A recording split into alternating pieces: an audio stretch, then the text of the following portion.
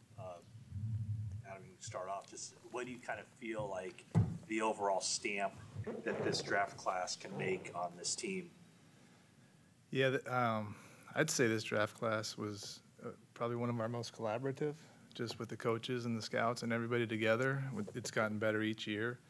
Last year was great. This year got even better, and there was so much just talk within the draft room and getting everybody's opinions, and it was really, I think it felt about as collaborative as it can be, and we're really happy about that. You guys started out today, and there are a lot of cornerbacks, on the board. What was it about Luter that made him the pick? Yeah, Luter, he came on a 30 visit, Matt, and actually Tariq and I talked to him out on the deck, and I remember it because we've been stuck in this draft room for weeks, and there's no sun in there. So I was like, instead of meeting in an office, let's go stand on the deck in the sun for a while. And he was probably the most mature guy we met, probably in the whole process. He's married. He's a man already, and he impressed the heck out of me, and I know he impressed you too. And that was probably the thing that stood out with Luter the most.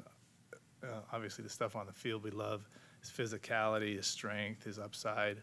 Junior college guy, he's got a lot of upside still. So, yeah, we're real excited about Luter. Yeah, and then part of that evaluation process at the Senior Bowl, he really stood out to us. We thought he separated himself from a lot of different prospects there, and it made a big impact. Yeah. What kind of things make him stand out? He's strong. He's very strong. He was very sticky at the Senior Bowl. He fit in very well down there against some of the top competition. Yeah.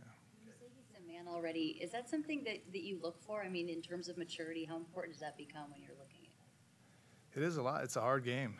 It's hard. NFL is really hard. So you got to be tough. You got to be mature in order to do this. It's your job. So we found on our team the mature guys do really, really well. The guys that are physical, that are tough, do really well, and he fit that bill. Can you shed some light into what goes into scouting a kicker? I mean, for us, it just looks like, does it go through the uprights, whatever? What goes into that, and what led you ultimately to Jake? Yeah, I thought the kicker questions were done yesterday. But, yeah, Jake, we really lean on our special teams coaches for that. And I think John and Kyle told you, Brian Schneider loved him, absolutely loved him, was sold on him. And it starts with the scouts during the fall, identifying them and giving the coaches a list of who the best kickers are, and understanding that Robbie was coming up, and we didn't know what we were going to do with Robbie at the time, so you have to be very thorough. And so they gave him really the top 5 or so kickers, and he stood out right away. And throughout the process, for some reason he didn't go to the Senior Bowl, but he goes to the East-West, and he's the MVP of the East-West, which was probably the most boring game. If you guys watched that, it's like all field goals, and it was terrible, but he stood out. And so that tells you a little bit about Jake, but really we lean a lot on our special teams coaches for that, and they did a great job. They were real thorough. When it comes to Beal, can you expand on the GTFO factor and just the 2-yard burst that he showed you guys?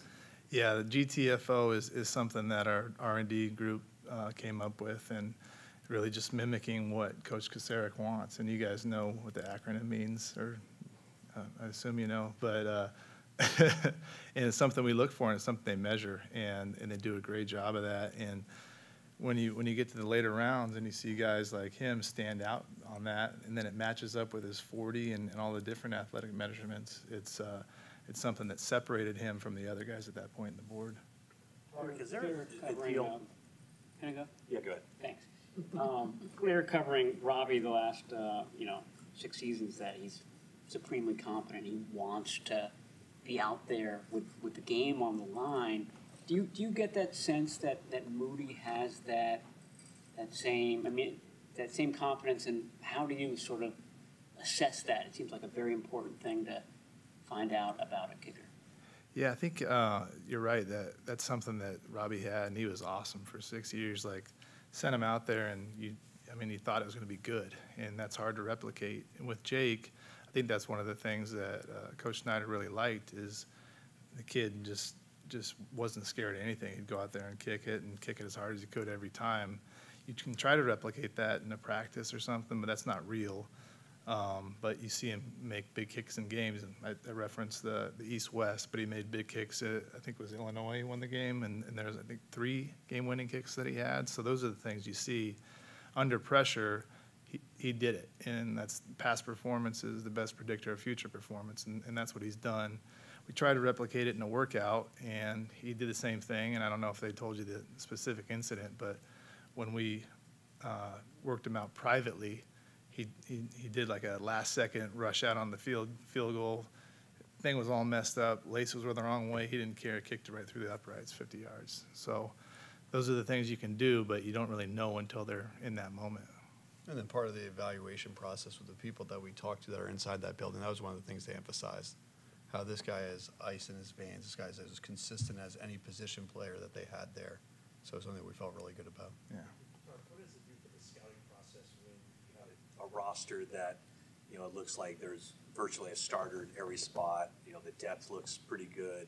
Does it change like how you approach it and where your eyes go when it comes to evaluating the talent? Yeah, so it doesn't change the process, right? So we're evaluating everyone through the fall as if we're starting the roster from scratch to get the value exactly correct. But as we talk about the players, as we go in the winter and then during the April meetings, we compare them to the guys on our roster and how they would fit in. So initially, it doesn't change at all, but then we have to be able to clearly communicate what their exact value is a little bit later in the process. So are you basically, in essence, scouting your own guys too to figure out? Exactly. So everyone has a specialty that they focus on in those April meetings. And that's one of the things that we ask them to do, evaluate our own roster and stack those guys amongst the guys on our roster. Following up on that, when you're kind of stacking those guys, if you're, say you got two guys that are pretty close, one guy maybe have more traits, more upside, but may not get it for a year versus a guy who kind of a little more polished, you know what he's getting. Do you have to think about, like, you know, it might be worth going for the guy that might take a year because then we'll have a spot for him? Like, does that factor into it at all? Yeah, but I would say our job is to communicate exactly what you just said. Communicate those differences, also understand who that person is, who can reach their potential, and clearly communicate that to the assistant GM, to the GM, to the coaching staff, and just help make a good decision. Thanks for including me. Yeah. It's really communicating that to John and Kyle and making sure they know the total package and what this player can be now and then in the future. Give them all the information to make the best decision. Yeah.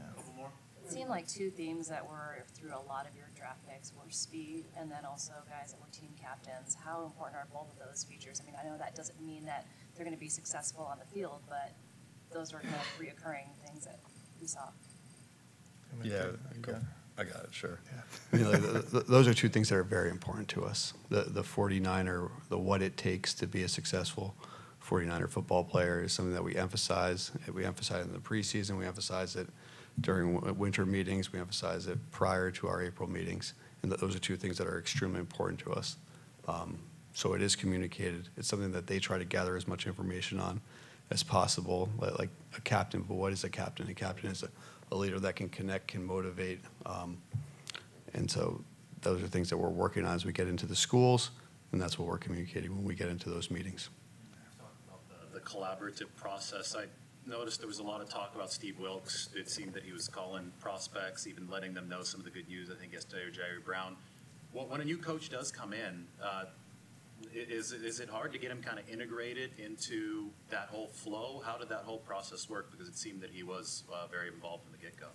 Yeah, with Steve, it was real seamless, and I think we talked about it before. Maybe I talked with you, Matt, about how seamless it was from the get-go, from free agency, and then going into the draft. It was the same way, and he was like he was part of us right away, and he was a really smart guy. He communicates exactly what he's looking for: eyes, hands, hips, and feet.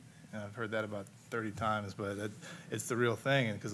But he's been about as integral as he could be in such a short time, and he's not afraid to speak his mind, but he's also real respectful of everybody else's opinions, and it's been really good so far. Yeah. He obviously has great kickoff and length and speed.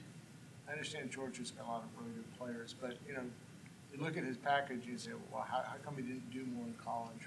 Well, what was kind of behind that, other than talented roster? Yeah, I think Beal, really looking more at him for how he fits us. And with what they did at Georgia, they had him dropping a lot. They had him doing a lot of different things. And talking to the people at Georgia, talking to Kirby Smart, he says the best thing he does is get off the ball, GTFO, and get the quarterback and set the edge. And those are the things we do. As you know, with Chris Kocurek, you see him at practice every day. So those are the things that fit us really well. So maybe it didn't fit other teams as well, but his skill set fits us really, really well. All right, thank you, guys. Thank you, guys.